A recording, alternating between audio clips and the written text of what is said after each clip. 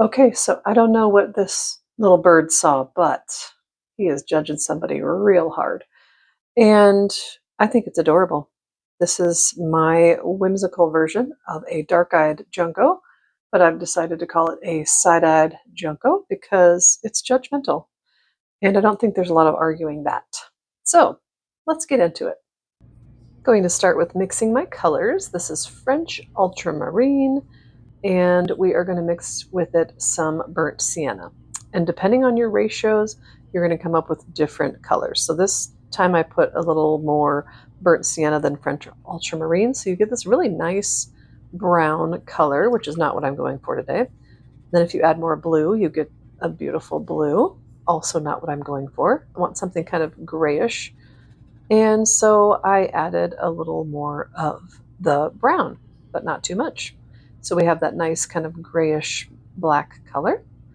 And I'm going to just go right in and do a very basic sweep, like a bird shape, at least the top of the bird for now, and give a little indication of the start of the tail. And then about halfway down the body, I'm just doing a little wing placement. We will tweak that later, but just kind of getting the basics down here.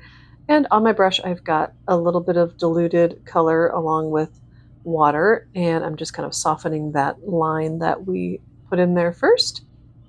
And we will work our way down the body. And right now I've cleaned off my brush and it's just got water on it, and I'm just pulling that color from the tail around the body.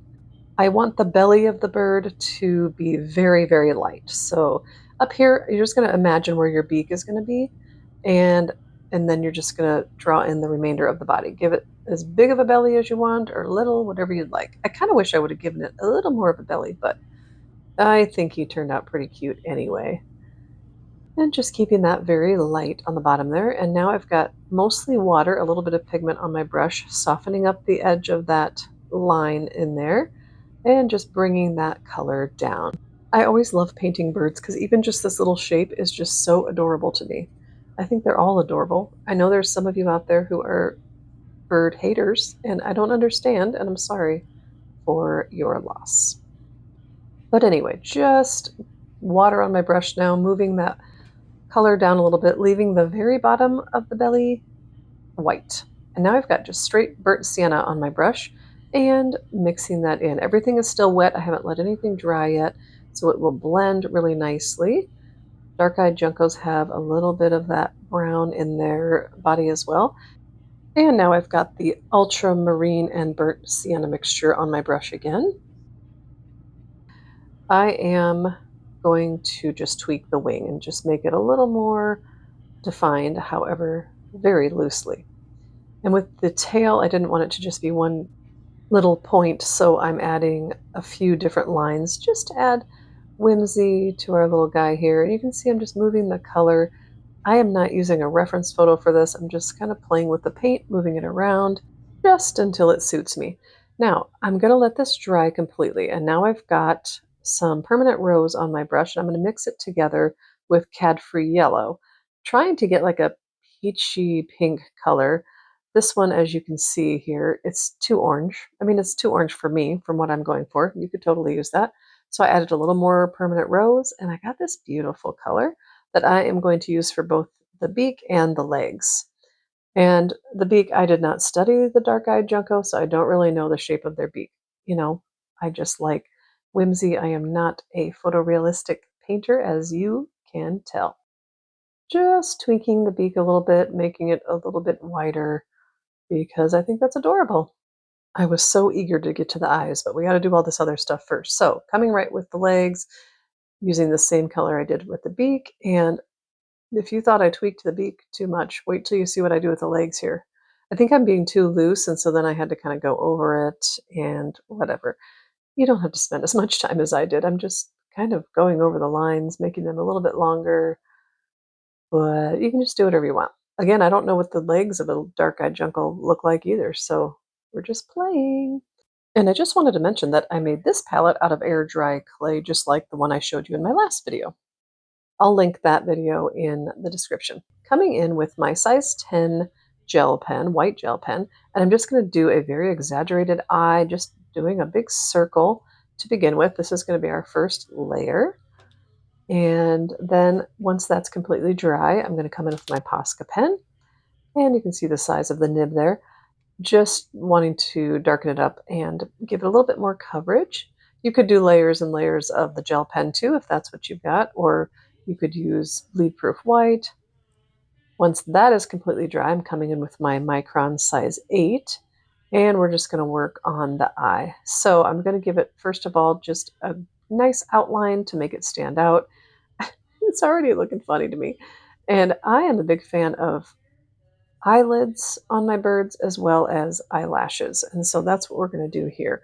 I may not have let the Posca pen dry quite enough, so I'm going to kind of just like dot the pen in there rather than letting it dry more, I guess. All right, so we've got our eyelid and some eyelashes started. Okay, I'm just doing a little dot for the eyeball right now, and you can already tell, here's the side eye. Going to add some lashes and a raised eyebrow, like a little bit more judgment. And I'm gonna do the beak so that it kind of reminds you of like pursed lips, like, you know, somebody who's disapproving of what you're doing right now, just to give it a little more personality here. And then I'm just going to kind of outline the bird, and I'm going to do it very loosely. You can see I'm just going to scribble some lines.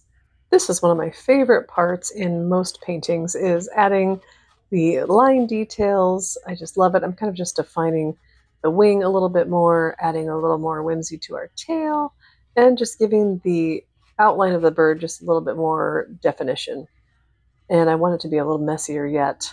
Give the beak an outline. I just love that look. And honestly, if I met this bird in real life and he gave me this look, I'd probably apologize and reevaluate all of my life choices. But I digress. Okay, here it looks like I'm speeding you up, but I'm really not. I'm just very freely making little scribble lines to kind of give a fuzzy look to this little dude. And yep, not doing like straight lines by any means. The lines are all kind of going in different directions. Going to give a little bit of crazy hair because I think that just adds to it. And we're going to outline the legs as well. Loving the personality that is coming forth here, don't you? And now I'm just adding texture throughout the body, just kind of very randomly, letting my pen just kind of dance around and add texture, adds contrast, and all the good things. Some more whimsy with all the lines. I don't know, what do you think he's thinking? Maybe he's like the HOA president of the backyard flock. Always watching, always judging. Okay, I'm making his eyeball just a little bit bigger, just to have it stand out a little bit more. And putting a little reflection in there. You want to make sure the black pen dries before you put the white pen on. It'll just show up better. And last but not least, I'm going to add a background. And I mixed together ultramarine blue and sap green for this. And I'm going to show you here. So I've just got water on my brush, and I'm just going to wet small portions of the background at a time, just because it'll stay nice and wet for us as we add our color. And I'm also going to vary the color as I drop it here, very diluted, and now I'm going to add a more saturated form of the color.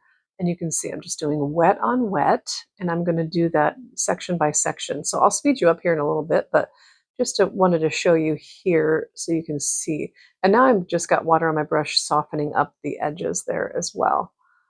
And once we get that softened up, I'm just going to add some water again to our next section and continue that process. If you're painting along with me, you can pause it, you can put me on 1x speed or whatever it is, and yeah, just kind of go around and do the background as you like.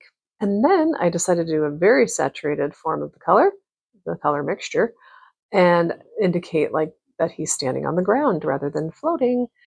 Just kind of anchors him a little bit. This is just obviously very loose. And if you've ever thought, I can't paint realistically, well, good news. Neither can Judgmental Junco here, and he's thriving, so we're in good company. But really, one of the things I love about whimsical art is that it just kind of gives you permission to exaggerate, simplify, just have fun. And it's totally fine if it turns out a little weird. I mean, that's part of the charm in my mind. And there he is. I hope you enjoyed this. If you did, please don't forget to like and subscribe if you haven't. And let me know what I should paint next, like Cheeky Chickadee, or I have no idea. That's the only thing that came to mind. Okay, thanks for spending time with me and this fun little fluff ball. And until next time, happy painting.